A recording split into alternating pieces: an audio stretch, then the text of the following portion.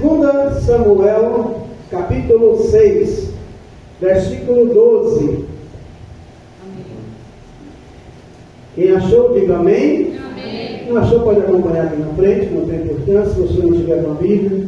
Que o Senhor te abençoe cada um dos irmãos que estão aqui hoje. Glória a Deus, sempre é bom ver. Faça dos irmãos, alguns se algum tempo que a gente não vive, que Deus te abençoe. 2 Samuel 6,12. Então avisaram Davi, dizendo: abençoou o Senhor a casa de Obed-Edom, tudo quanto tem por amor da arca de Deus. Foi, pois, Davi e trouxe a arca de Deus para cima da casa de Obed-Edom, a cidade de Davi. Como é que ele trouxe? Com alegria. Versículo 13, que é o nosso versículo-chave hoje. E sucedeu que, quando os que levavam a arca do Senhor tinham dado 6 passos, sacrificava ele bois, carneiros, cevados. E Davi saltava com todas as suas forças diante do Senhor. E estava Davi cingido de um efode de linho, da sua túnica. E assim subindo, levavam Davi e todo Israel a arca do Senhor com júbilo ao som de trombetas.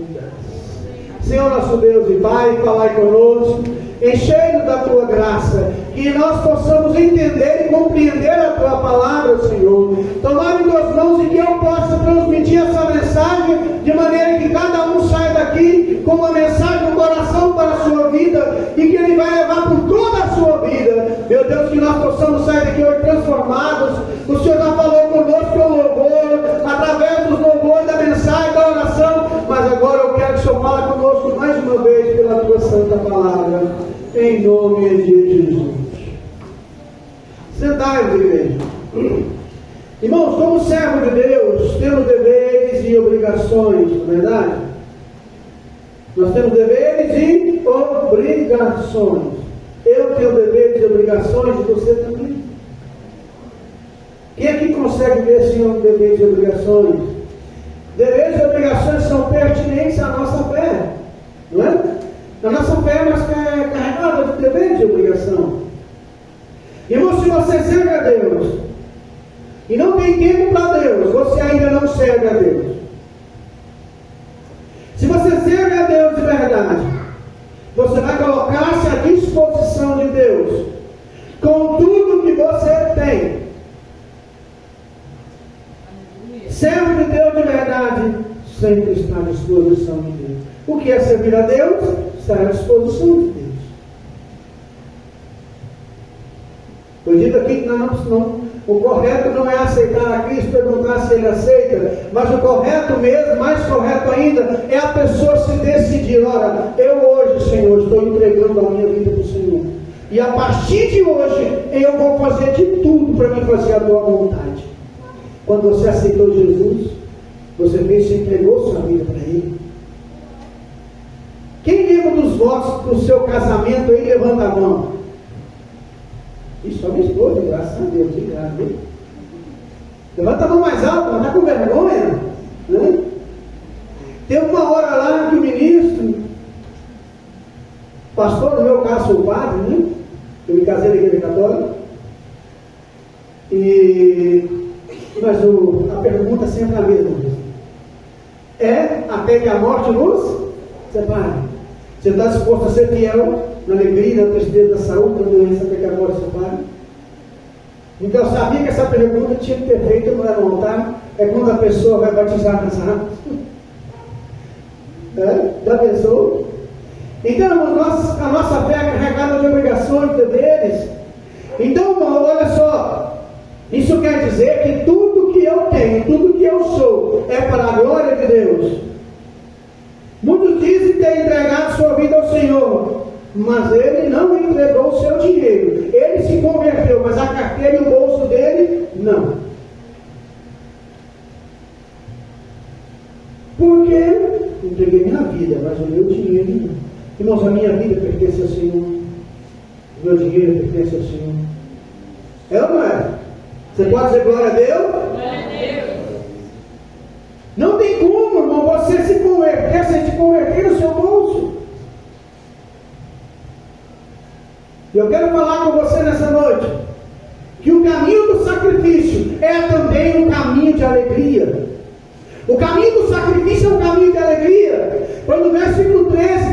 Davi, quando a arca da aliança, quando o sacerdote dava 6 passos, parava, sacrificava 2 carneiros cemados.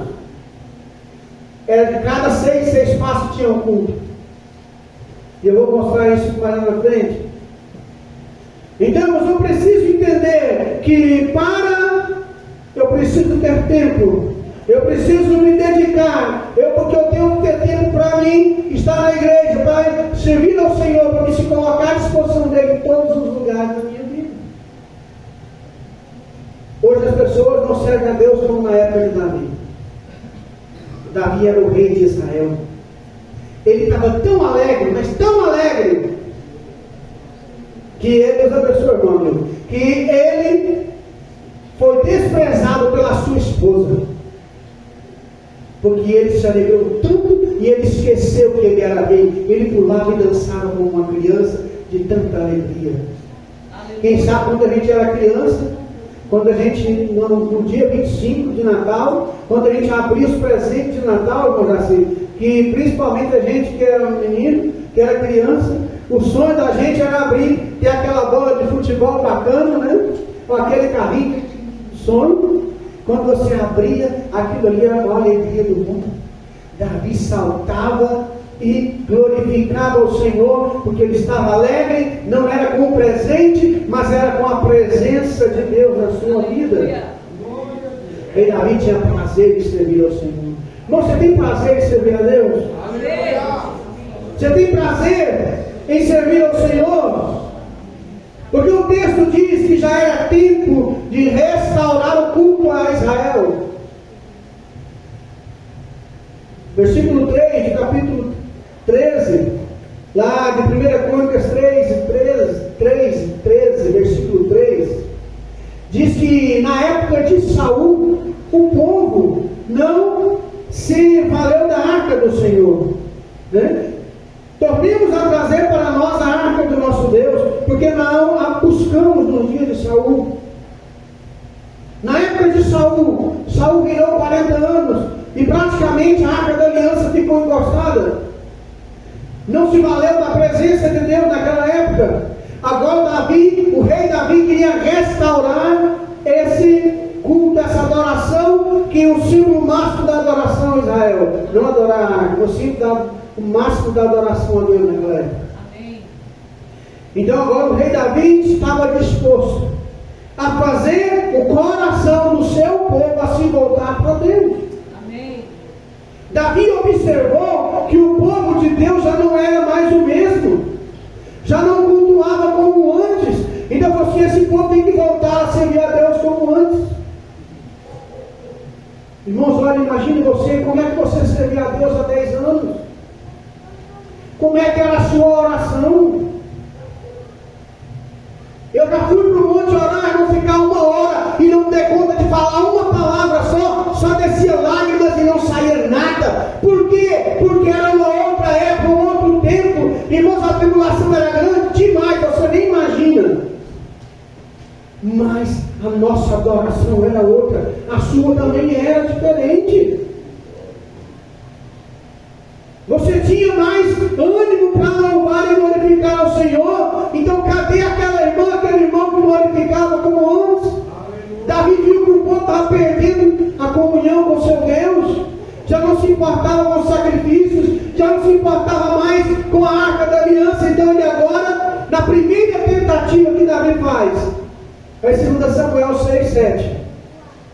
Nós vemos que na primeira tentativa que Davi faz, 2 Samuel capítulo 6, versículo 3, e puseram a arca de Deus no carro novo. Eu vou nessa parte, irmão, eu sei que é bem simplesinho, mas eu quero que você entenda que às vezes a sua intenção é boa, mas a maneira de fazer é errada. O povo se alegrou, nós vamos trazer a arca da aliança, mandou fabricar um carro novo e colocou uma arca da aliança. Puseram a arca da aliança em um carro novo, levaram da casa de Abinadab, que está em Gibeá, e Uzai e Aiô, filhos de Abinadab, guiavam o carro novo. Olha, tudo novo. O Senhor só merece coisa boa. Levando da casa de Abinadab, que está em Gibeá, com a arca de Deus, Aiô ia adiante da arca. E Davi e toda a casa de Israel festejavam perante o Senhor, com toda sorte de instrumentos. Versículo 6: chegando à ilha de Nacon, estendeu-nos a mão, a arca de Deus, e a pegou nela, porque os bois a deixavam pender. A arca começou a balançar, e ele ficou com medo de a arca cair e tocou nela. Então a ira do Senhor se acendeu contra Uzá, e Deus o feriu ali, e por esta imprudência, e morreu ali junto à arca do Senhor. Tá bom. A intenção de Davi não era gol? Queria trazer a arca da aliança, não queria? Mas ele não, a primeira vez que ele tentou trazer a arca, ele não deve ter pesquisado corretamente, não chamou os sacerdotes mais antigos, não chamou os anciãos mais antigos para consultar a lei de Moisés, que a arca só poderia ser carregada nos ombros do sacerdote. A intenção foi boa, o povo se alegrou, mas alguém morreu. Quando nós obedecemos a Deus, quando eu não faço a coisa certa, alguém pode até morrer. Toma cuidado, irmão, você que serve a Deus, você que diz que é servo de Deus, que ama o Senhor, se você fizer algo errado, você pode pôr em perigo até a sua família. A intenção, sabe por que Davi ficou tão triste?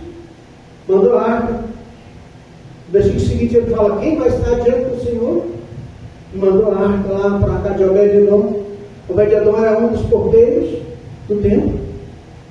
E lá ela ficou durante 3 meses. A arca da aliança ficou na casa de Obed-edom durante 3 meses. E a coisa para ele mudou.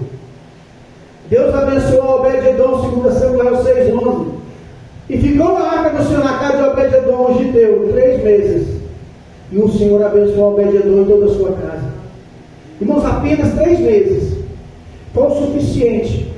Diz a Bíblia que Deus abençoou ele e toda a sua casa. Não sabemos como, mas provavelmente a prosperidade, a alegria. Deus começou a mover a mão sobre a casa daquele homem. E sabe quando Deus te abençoou tanto, o que acontece? As pessoas ficam sabendo. Começou a contar. Versículo 12 falou assim: olha, Deus abençoou a casa de Obed-edom por amor. Então Davi chamou a atenção de Davi. Irmão, 3 meses na arca da aliança. Isso quer dizer o seguinte: a glória de Deus. O que a arca da aliança representa? Não é a glória de Deus? Então, se a glória de Deus tiver só um pouquinho sobre a sua vida, você vai ser transformado. Seu lar vai ser transformado. Sua vida vai ser transformada. Você vai se tornar luz para outras pessoas. Aí Mateus vai se cumprir na sua vida. Vós sois o sal da terra e a luz do mundo. Mas isso é quando eu e quando você temos a glória em nós. Se eu não tiver e você não tiver, não vai acontecer nada. Quem sabe o que Paulo diz? Aos Romanos: eu não me envergonho do Evangelho, porque ele é o poder de Deus para todo aquele que nele crê. Primeiro o judeu, depois o grego. É Romanos capítulo 1. Então precisa entender: olha, o Evangelho é poder, é graça, misericórdia, mas é para quem crê. Se você não crê, nada vai ser feito. Então eu acredito que Davi ficou sabendo, olha, que ele não se tornou abençoado. Irmão, se quer ser abençoado, busca a glória de Deus para a sua vida. Se quer ter seu casamento transformado, ora mais, busca mais. Você quer ter o seu trabalho abençoado, ora mais, busca mais. Você quer ver sua vida transformada, passa a estudar a palavra de Deus para conhecer a Deus. E não apenas para que as pessoas vejam que você conhece. Você vai ser transformado. Aleluia. Que nem quando Deus apareceu a Salomão em sonhos e deu uma visão, falou assim: olha, pede-me o que quiser que eu vou te dar. O que Salomão pediu? Ainda jovem, ainda tenro, ainda uma pessoa pura que não tinha se contaminado com as mulheres que ele veio a ter depois.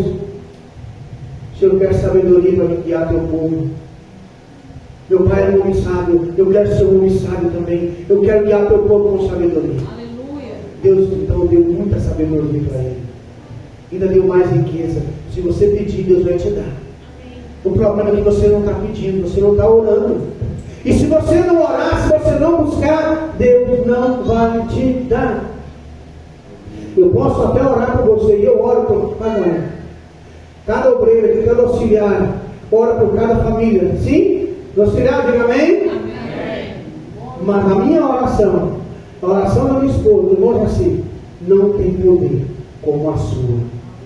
Ninguém tem tanto poder na oração quanto eu interceder por mim mesmo.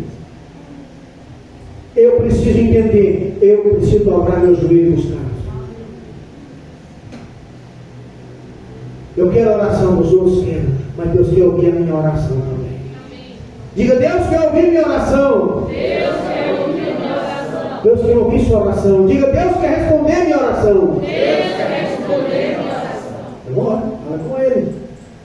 Irmãos, olha só. A busca da Arca da Aliança. Imagine só a preparação para buscar a Arca. Na primeira vez fez errado. Colocou sobre um carro. Bonito, bem feito. Colocou 2 sacerdotes para buscar, 2 pessoas para guiar, para eles usar, foi, né? Guiando a arca. Tudo, todo mundo alegre, tocando instrumento, de todo tipo de instrumento. Mas não era a vontade de Deus. Na segunda vez, houve o que? Consagração. Davi chamou o povo para se consagrar. Assim, quando você vem para o culto, você tem que consagrar, você tem que orar. Senhor, eu estou indo para o culto agora, eu quero que o Senhor fale comigo. Usa o louvor, usa o testemunho, usa o pastor, usa o irmão, mas eu quero aceitar com a palavra no coração, eu quero ser transformado. Amém. Se você faz isso todo dia você é abençoado. Amém. Não importa quem está no culto, você vai ser abençoado. Aleluia. Então, o povo fizeram vestes novas. O povo se consagrou. Sabe o que isso quer dizer, irmãos? Que eu preciso me preparar para ser abençoado. Para me ser abençoado, eu preciso orar, me consagrar. E olha só, irmãos, uma coisa que aconteceu ao chegar na casa de Obed-edom, o que ele Davi viu?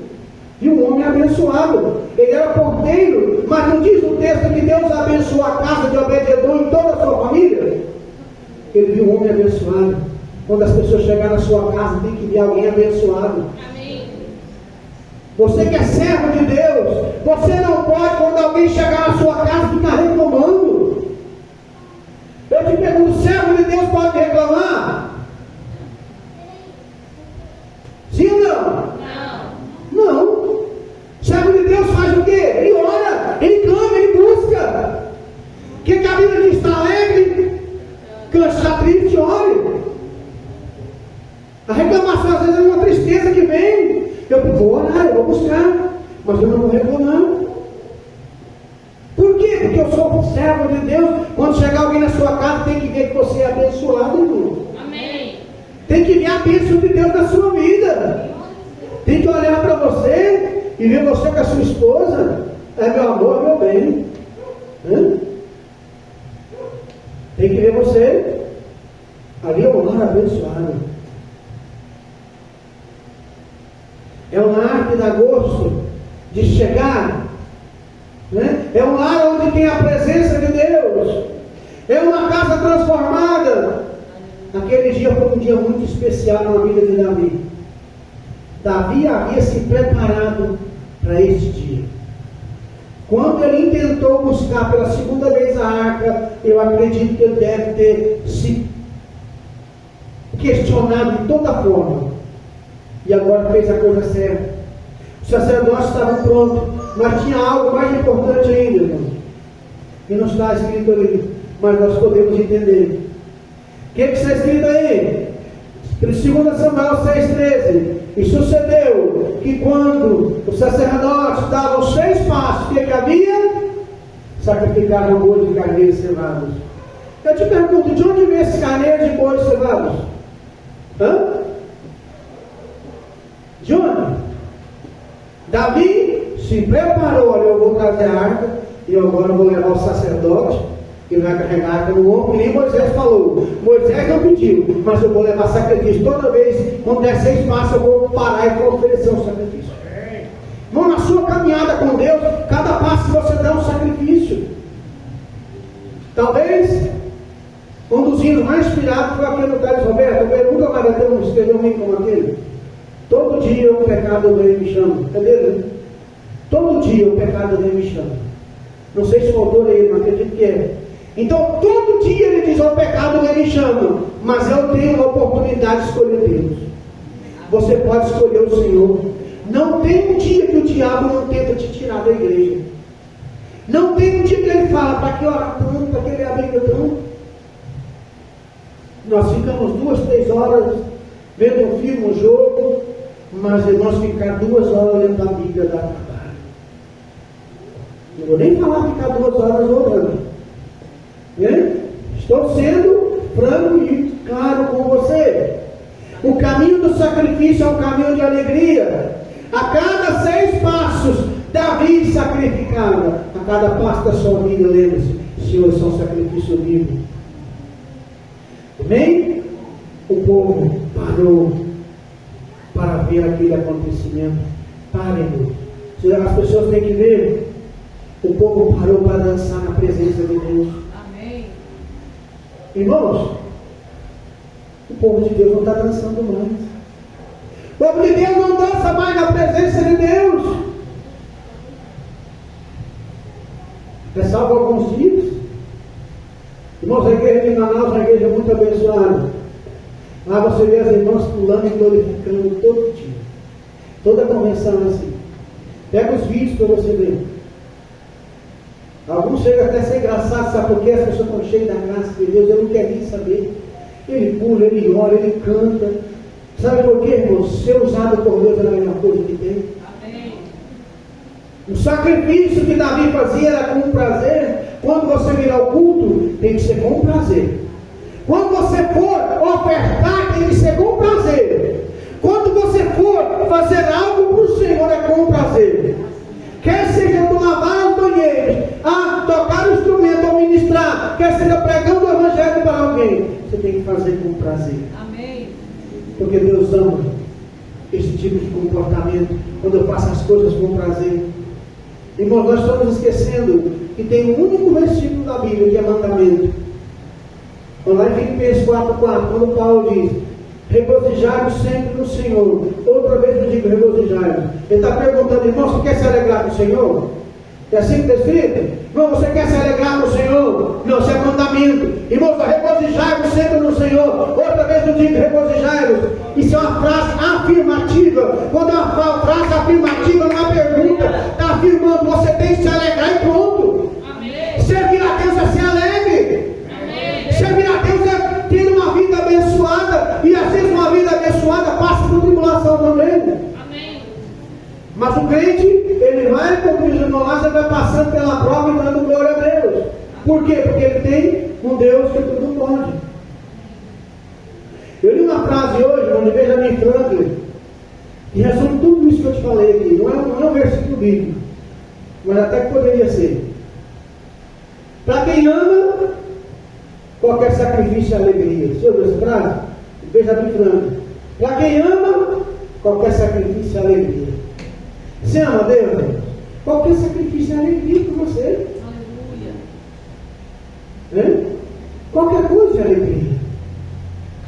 Não é pesado. Não é pesado para você vir numa campanha de oração. Não é pesado para você chegar cansado, como os irmãos viajaram 5 horas mais ou menos. Então de 4 a 5 horas chegar no culto. Não é pesado, porque você faz com prazer. Amém. Não é pesado você que trabalhou a noite toda, chegar no outro dia cansado e vir à casa de Deus. Sabe por quê? Você alimenta a sua alma. Amém. Quando eu amo a Deus, tudo é prazer e nada é sacrifício. Amém.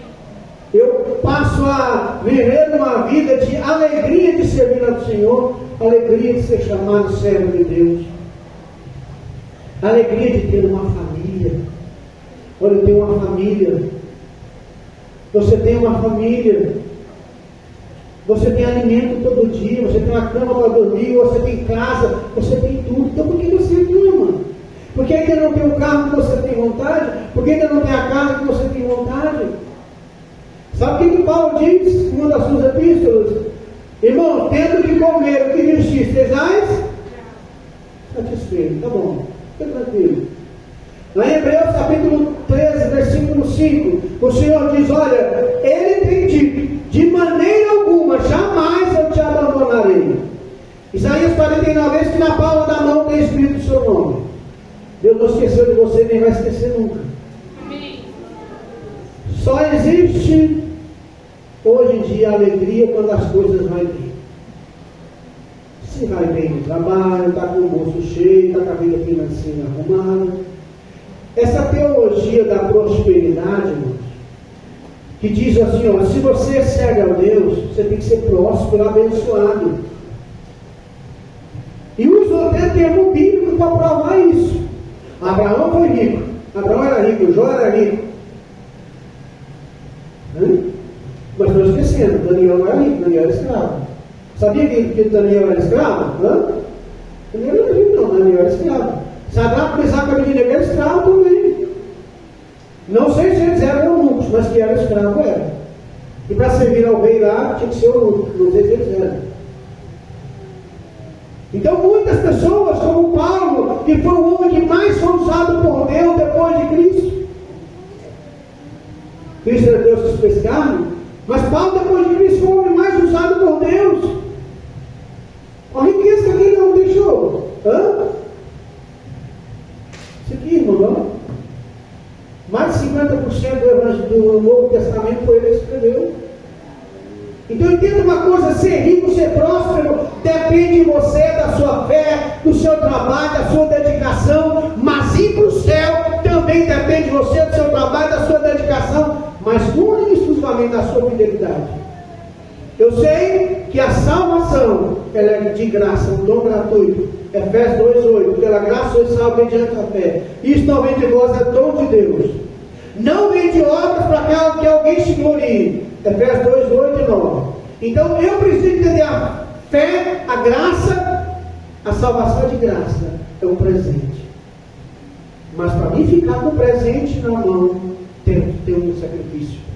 E o caminho do sacrifício é um caminho prazeroso. Eu te dou um presente, mas para você manter ele, você vai gastar energia. Para ficar com o presente na mão, para manter aquele presente, você tem que gastar. O que eu vou gastar, pastor? Para manter a salvação, oração, jejum, consagração, comunhão com os irmãos. Está achando que vir à igreja tem comunhão com alguém, irmão? E vir à igreja não é comunhão, não, irmão. Ou é?